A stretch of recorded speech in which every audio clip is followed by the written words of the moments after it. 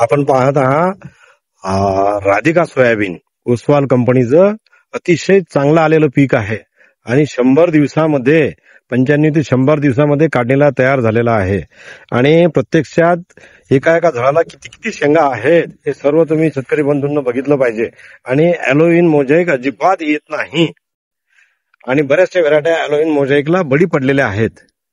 आता इथं आमच्याकडे शेतकऱ्यांनी जवळजवळ 6 एकरवर याची लागवड केलेली आहे आणि कमीत कमी एकरी 12-13 क्विंटल पर्यंत त्यांना सरासरी उत्पादन येते. ते या वर्षीच्या पावसाच्या काळामध्ये अतिशय पाऊस चालू आहे पण या व्हरायटीवर कुठल्याच प्रकारचा रोग नाही आहे आणि मॅच्युरिटी हिची 100 दिवसामध्ये कंप्लीट झालेली आहे.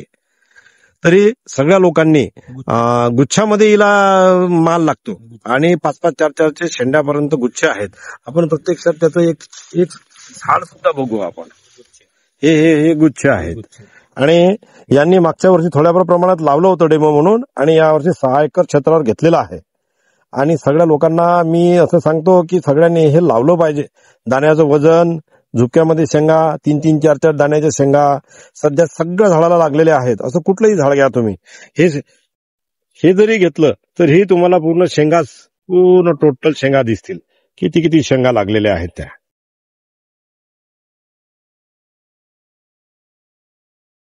तरी सगळं आपल्या सगळ्या शेतकरी मित्रांना ही व्हरायटी लावली पाहिजे आणि मार्केटला या व्हरायटीला रेट सुद्धा चांगला असतो. दाणा चमकदार आहे आणि कुठल्याच प्रकारचं याच्यामध्ये ब्लास्टिंग होत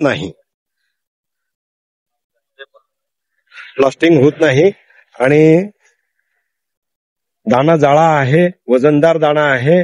कुठल्याही मार्केटला तुम्हाला असा बारीक दाणा आणि नाफेडला जर खरेदी करत असाल तर याच्यामध्ये तुम्हाला शॉर्टिंग करण्याची सुद्धा गरज नाही आहे. ठीक आहे, धन्यवाद बंधू.